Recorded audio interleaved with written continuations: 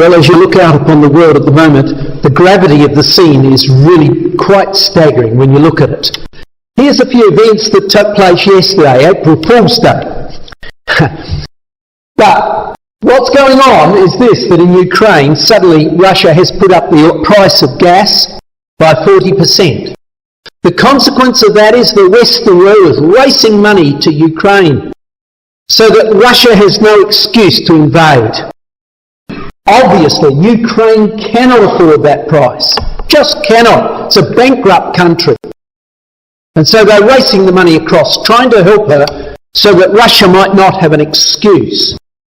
But then a little bit further away in Serbia, a very pro-Russian area, they are continuing to keep the time being a middle course between friends with Russia and friends with the EU.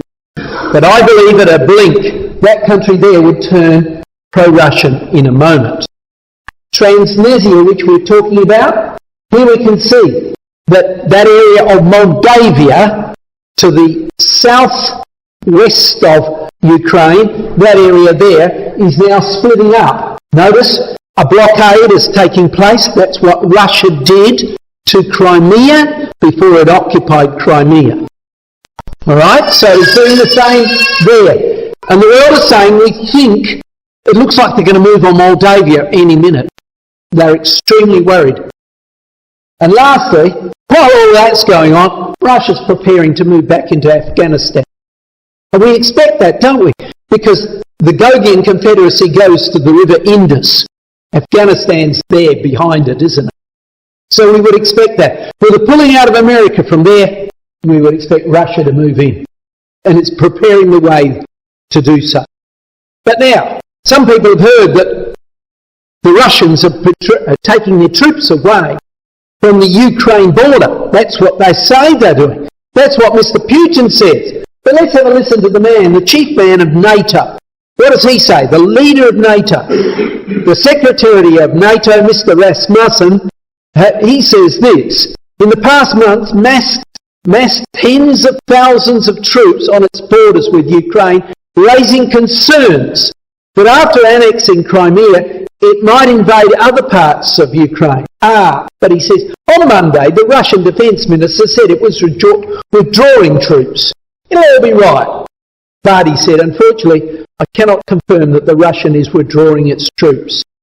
This is not what we are seeing, and this massive build-up can in no way contribute to a de-escalation of the situation. A de-escalation that we all want to see. It's not happening. They're lying. That's what he is saying. Russia is lying. Well, America is responding. Suddenly again, breaking news. They are sending troops into this area here, Romania. In Romania, where they have a military base, an airport base. And the Russian president said that the United States wants to increase its troops in that area, at the Black Sea Air Force Base in eastern Romania. And so they've been flying them in there. And so the situation is escalating by the moment. Where it'll end, we don't know.